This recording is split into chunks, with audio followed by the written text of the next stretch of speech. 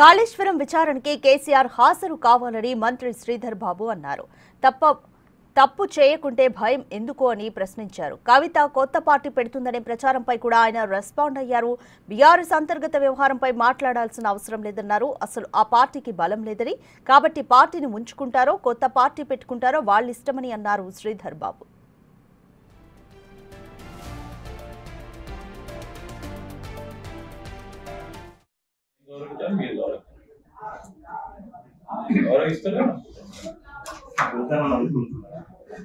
నేను కూడా మొన్న కోర్టుపోయినా కాళేశ్వరం సంబంధించి పబ్లిక్ హియరింగ్ అక్రమంగా నా మీద కేసు పెడితే 8 సంవత్సరాలు నడిచింది. నేను కూడా కోర్టుకు 4-5 సార్లు పోయినా ఆధారైనా నిన్నగాక మొన్న దాన్ని కొట్టేయడం జరిగింది. న్యాయం ఎప్పటికైనా గెలిచి చట్టాలను